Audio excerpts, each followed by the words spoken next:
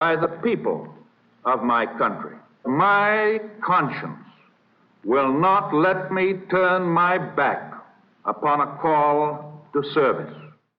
The Republican nominee, Wendell Willkie, was a political novice from Indiana. It was his first race for elected office, and he accused Roosevelt of a secret plan to pull the United States into the fight. He started blasting Roosevelt as a warmonger and saying, I think we should think twice about going into this war, and so forth and so forth. And Roosevelt's polls went into a nosedive.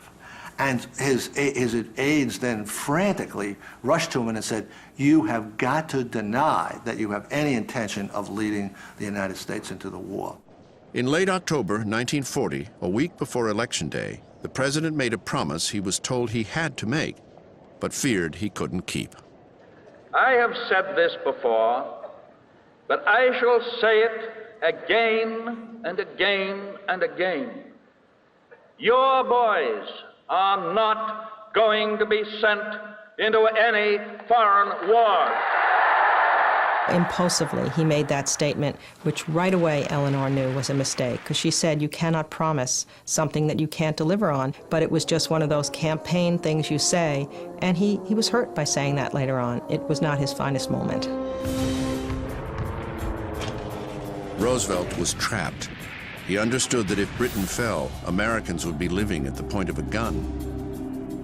But defeating Hitler would almost certainly cost thousands of American lives, a price the country seemed unwilling to pay.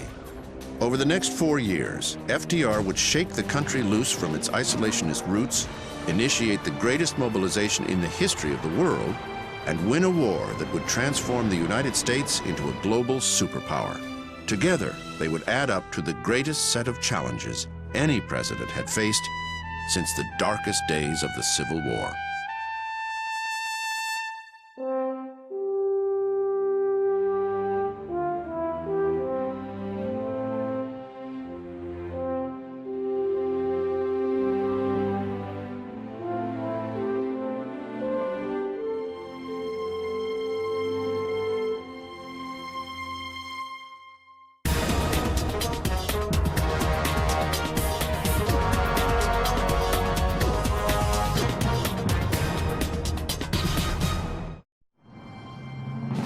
Franklin Roosevelt, a president we thought we knew so well, elected to an unprecedented 4 terms. That the only thing we have to fear is fear itself. He charted a course through the 2 greatest crises of the last century.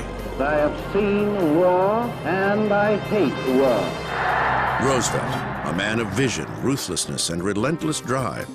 But there was a private side, one that FDR tried so hard to conceal. A 24-year struggle with paralysis, an affair that almost destroyed his marriage, and the loneliness that darkened his final days. Rare home movies take us into his cloistered world. A private diary kept by a cousin details his dramatic physical decline. The president's breathing became very heavy. At that moment, the heavy breathing stopped. After 60 years, an infinitely more complex man emerges from the shadows.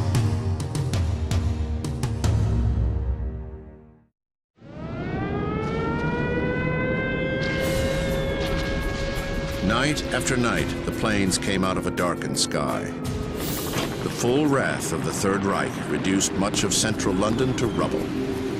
It was December 1940. The European war that FDR promised Americans he would never enter had brought Britain to the brink of defeat. Working out of offices deep underneath Downing Street, Prime Minister Winston Churchill and his war cabinet were preparing for the onslaught of the Nazi invasion of Britain. Hitler knows that he will have to break us in this island or lose the war. If we can stand up to him, all Europe may be free. But if we fail, then the whole world, including the United States, including all that we have known and cared for, will sink into the abyss of a new dark age. Though FDR shared those sentiments, he was constrained by a pledge given on the eve of his 3rd election for the presidency in 1940. I have said this before, but I shall say it again and again and again. Your boys are not going to be sent into any foreign war. A popular promise made in the pursuit of power. Now he had to live with the consequences. Britain was going down the drain. Britain was about to be defeated. FDR saw it plainly. He could not get the American people to comprehend the level of threat that he felt. Hence, the isolationist Congress was like a brick wall for him. It was so frustrating. He didn't know what to do, how to crack the nut. FDR tried to inch the country towards engagement. The previous summer, he supplied Britain with a few mothballed destroyers, though not enough to influence the course of the war. But in a rare White House recording made on October 4th, 1940, he told Speaker of the House Sam Rayburn that any additional material support would be fiercely resisted by his own military chiefs. There'll be a lot of people that will say, my God, we ought to keep some of these planes back here. We haven't got enough of these planes to defend ourselves. We ought not to send every other plane over to England. We haven't got enough anti-aircraft guns for Boston, New York, Washington, D.C. And there'll be a demand that we pull right inside of ourselves, and keep everything we're making for our own defense. Roosevelt needed time to think, to find a way through the fog of war.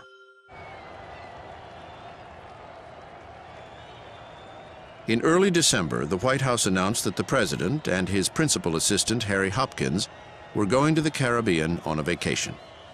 One of the people who was most perplexed that he went off on that fishing trip was Winston Churchill. When we're undergoing the bombardment and the invasion that seemed to be certain, why is the President of the United States going off on a fishing trip, virtually incommunicado? Time was running out. Churchill decided to make one last desperate personal appeal to the frustratingly elusive American president. Churchill always said it was the most important letter he wrote in his life, not only to Roosevelt, but to send Roosevelt a completely honest, detailed account. I think the letter's some 20 pages, a detailed account of exactly what Britain's position was, which meant exactly what our weaknesses were. On December 9th, 1940, a seaplane touched down in Caribbean waters. Aboard, the 20-page letter that would decide the fate of the British Empire. Franklin Roosevelt read it over and over again without comment. Churchill's message to the U.S. president was simple. Britain was bankrupt. After battling for 5 months to prevent a Nazi invasion, she could no longer pay for the weapons she needed to stave off defeat. You know, he doesn't say anything. Hopkins doesn't push him. He just sort of, he's fishing, he's thinking, he's talking a little bit, but he's not really revealing what's on his mind. And then suddenly, one day, he gets with Hopkins and he starts talking about what if we were to give them the ships and planes and to lend it to them. And then at the end of the war, they can give them back. Or if they can't get them back because the plane got shot down or the ship got sunk, then we'll have leased it to them and they'll pay us some fair value at the end of the war. And that became known as Lend-Lease. It was classic Roosevelt. No one was consulted, not even Henry Stimson, the 74-year-old New York banker Roosevelt had nominated a year earlier to be his Secretary of War. Increasingly, Roosevelt was excluding his own cabinet as he drew decision-making into the White House. 3 weeks after his return from the Caribbean, the president made an appeal for public support on the radio in one of his fireside chats. If Great Britain goes down, the Axis powers will control the continents of Europe and Asia and Africa and Australasia and the high seas. It is no exaggeration to say that all of us in the Americas would be living at the point of a gun. We must be the great arsenal of democracy. For us, this is an emergency as serious as war itself.